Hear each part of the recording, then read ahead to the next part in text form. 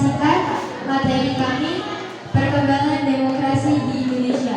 Pertama-tama kami ingin memperkenalkan kelompok kami dengan saya Rika Amirulkan, Nabila Alif Bita, Naura Bunga Arini, Radita Yusuf Fitri, Nisa Anzani, Mailan Rindra Saputra, dan Raffi Ahmad Dhani. Di sini, demokrasi itu berasal dari bahasa Yunani demokratia, yaitu demos yang artinya rakyat dan kartos yang artinya pemerintahan. Sejarah demokrasi di Indonesia dimulai pada awal abad ke-20. Indonesia masih mengalami penjajahan oleh Belanda. Dari pemikiran demokrasi modern dari Barat sudah masuk ke Indonesia. Ada 4 perkembangan demokrasi di Indonesia dari masa ke masa, yaitu akan dibacakan oleh Naura Bunga Arini. 1. Demokrasi parlementer 1945 sampai 1949. Demokrasi parlementer ini dimulai ketika Indonesia resmi menjadi negara yang merdeka hingga berakhir di tahun 1949. Demokrasi parlementer adalah sistem demokrasi yang menempatkan parlemen sebagai bagian fundamental di pemerintahan. Lemahnya budaya demokrasi untuk mempraktikkan dilanjutkan oleh radikalisme. Demokrasi model barat ini telah memberi peluang sangat besar kepada partai-partai politik mendominasi kehidupan sosial politik pada pemilu 1955, mendapatkan pujian dari berbagai pihak termasuk negara-negara asing.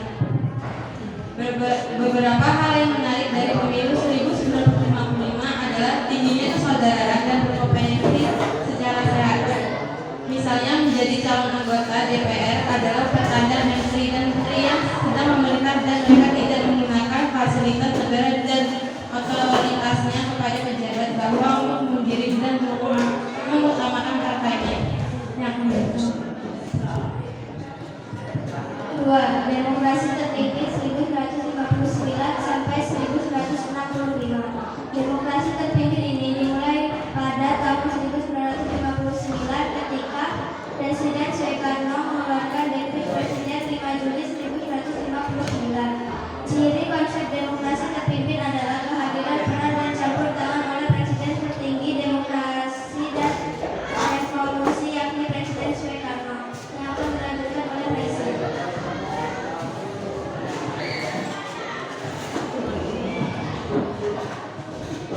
Pada masa demokrasi terpimpin banyak terjadi terhadap Pancasila dan Undang-Undang Dasar 1945 seperti pembentukan nasionalis agama dan komunis Nasakon. MPRS nomor 3 MPRS 1963 tentang pengangkatan Soekarno sebagai seumur hidup.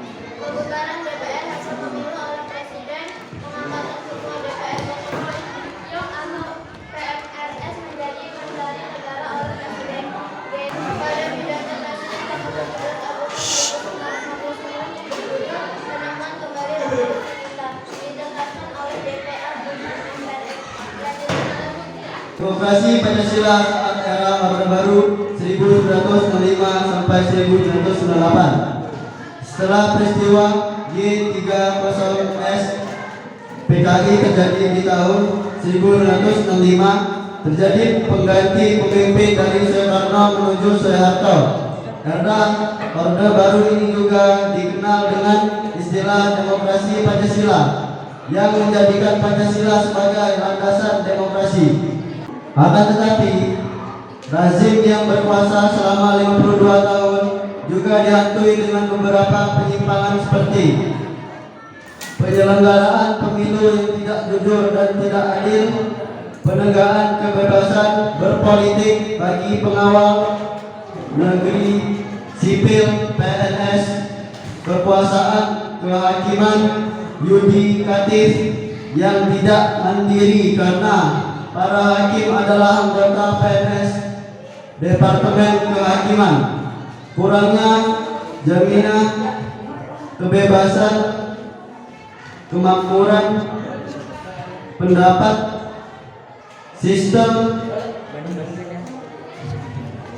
sistem kepartaian yang otonom dan berat sebelah.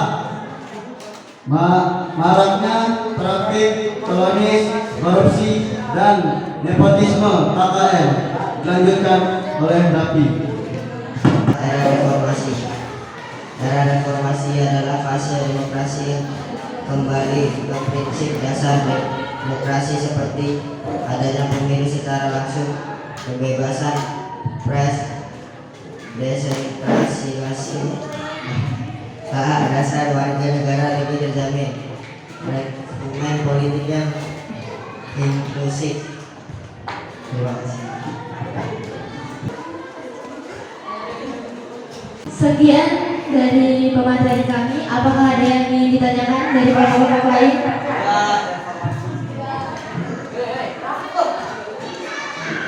Tesis dari kelompok 1 ingin menanyakan bagaimana cara mewujudkan kehidupan demokrasi di Indonesia.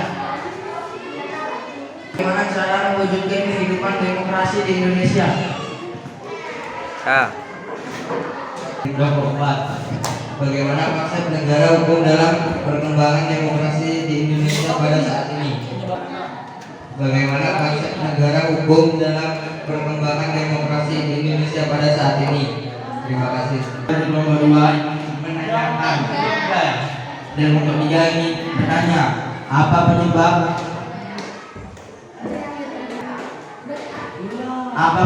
berakhirnya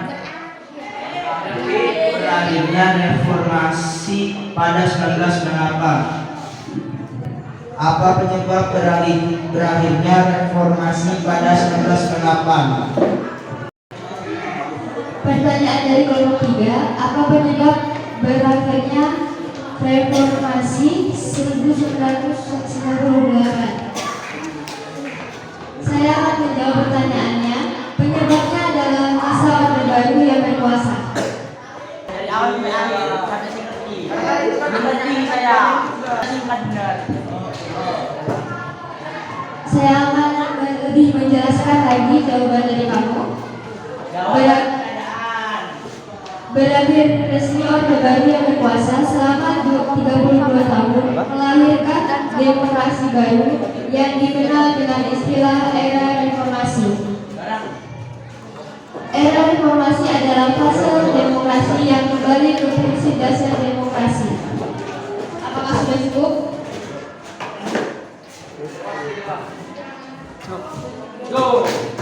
Ya, terima kasih. Menjawab pertanyaan dari kelompok 4 yang bagaimana konsep negara hukum dalam perkembangan Indonesia pada saat ini. Jawabannya, adanya pemilu secara langsung, kebebasan pers, restoratif, hak-hak dasar warga negara lebih terjamin, rekrutmen politik yang inklusif. Apakah sudah jelas? Ya, terima kasih.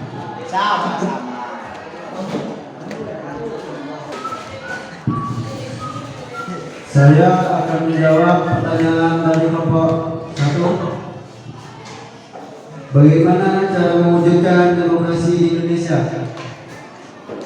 Dengan cara mengembangkan demokrasi dari masa ke masa. Apakah sudah jelas?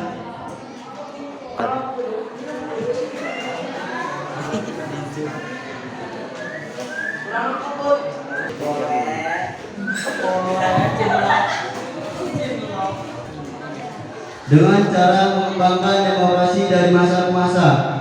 Demokrasi parlementer 1945 sampai 1959. Demokrasi terpimpin 1959 sampai 1965. Demokrasi Pancasila saat era Orde Baru 1965 sampai 1998. Demokrasi reformasi 1998 sampai sekarang. Apa jelas? Ya, jelas. Terima kasih. Terima kasih. Sekian dari kelompok 2. Jika ada salah kata, perkataan atau perilaku dari kami, tolong dimaafkan. Terima kasih. Wassalamualaikum warahmatullahi wabarakatuh.